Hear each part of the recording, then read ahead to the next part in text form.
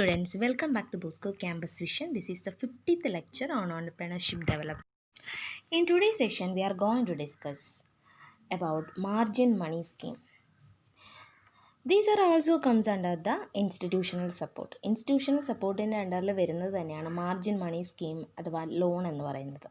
Margin money scheme എന്ന് പറയുന്നത് ഒരു ബിസിനസ് സ്റ്റാർട്ട് ചെയ്യുമ്പോൾ അതിൻ്റെ ബോറോവർ ക്യാപിറ്റലായിട്ട് നിക്ഷേപിക്കേണ്ട ഒരു എമൗണ്ടാണ് മാർജിൻ മണി എന്ന് പറയുന്നത്. Okay, margin money is the investment made by the borrower towards the capital of a project. It is the initial capital to be invested by the borrower.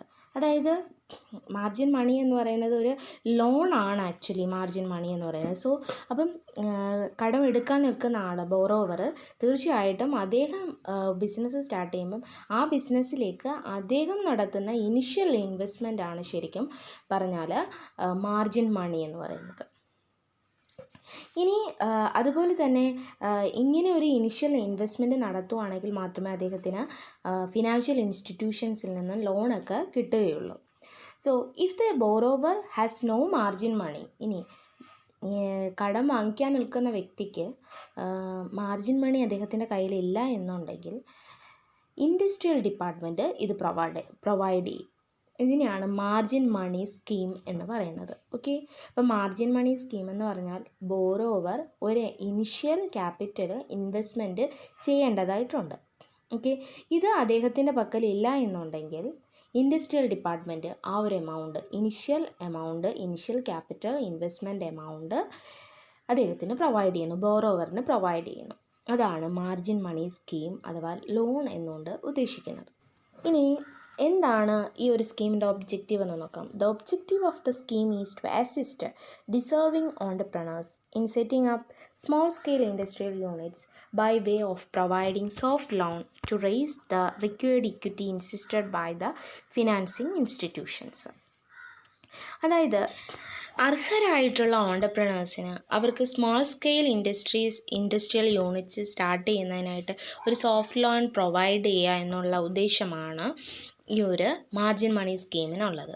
അത് പല financial ഇൻസ്റ്റിറ്റ്യൂഷൻസും പറയുന്നുണ്ട്. അവർ loan provide ചെയ്യുന്നുണ്ടെങ്കിൽ initial investment ബോറോവേഴ്സിൻ്റെ ഭാഗത്തുനിന്നും ഉണ്ടാകണം. അപ്പോൾ ആ ഇനിഷ്യൽ ഇൻവെസ്റ്റ്മെൻറ്റ് പ്രൊവൈഡ് ചെയ്യുക എന്നുള്ള ഉദ്ദേശമാണ് മാർജിൻ മണി സ്കീമിനുള്ളത്.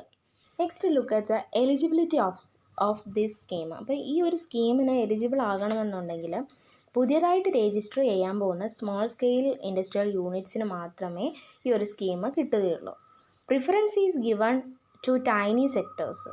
എപ്പോഴും ഏറ്റവും മുൻഗണന കൊടുക്കുന്നത് വളരെ ചെറുകിട വ്യവസായങ്ങൾക്ക് മാത്രമാണ്. ടൈനി സെക്ടേഴ്സിനാണ് ഈ ഒരു സ്കീം പ്രൊവൈഡ് ചെയ്യുന്നത്.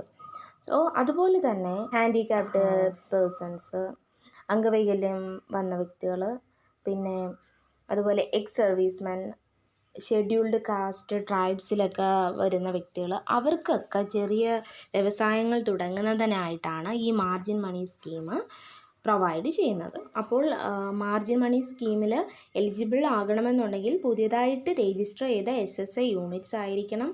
അതുപോലെ തന്നെ ചില വ്യക്തികൾക്കാണ് മുൻഗണന ഉള്ളത്. അതായത് അംഗവൈകല്യമുള്ളവരും സ്ത്രീ സംരംഭകരും അതുപോലെ തന്നെ ഷെഡ്യൂൾഡ് കാസ്റ്റ് ട്രൈബ്സിൽ വരുന്ന വ്യക്തികൾ, എക്സ് സർവീസ്മെൻ, ഇവർക്കൊക്കെയാണ് മുൻഗണന ഉള്ളത്. ഇനി ഇതിൻ്റെ ഈ ഒരു ലോണിൻ്റെ ലിമിറ്റ് ഇനി എത്രത്തോളമാണെന്ന് നോക്കാം. Margin money loan is given for both term loan and working capital loan.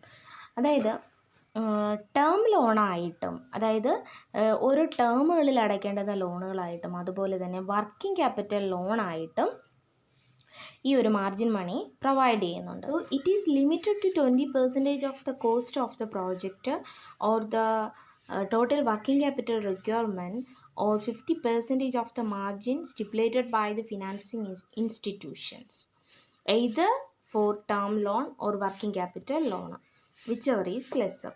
അപ്പം ഇനി ഒരു എമൗണ്ട് എങ്ങനെയാണ് പ്രൊവൈഡ് ചെയ്യുന്നത് വെച്ചാൽ ഒരു പ്രോജക്റ്റിൻ്റെ കോസ്റ്റിൻ്റെ 20% വരെയും, അല്ലെങ്കിൽ ടോട്ടൽ വർക്കിംഗ് ക്യാപിറ്റൽ എത്രയാണോ വേണ്ടത് അത്ര എമൗണ്ട്, അല്ലെങ്കിൽ ഫിനാൻസിങ് ഇൻസ്റ്റിറ്റ്യൂഷൻസ് 50% മാർജിൻ പറയുന്നുണ്ട്, മാർജിൻ വയ്ക്കണമെന്ന് 50% ആയിട്ട്.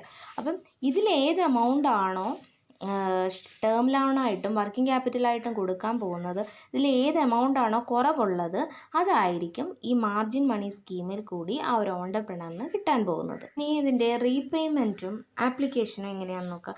റീപേയ്മെൻറ്റ് എന്ന് പറയുന്നത് must be repaid in 16 quarterly instalment. 16 quarterly instalment ആയിട്ട് തന്നെയായിരിക്കണം ഈ എമൗണ്ട് തിരിച്ചടയ്ക്കേണ്ടത്.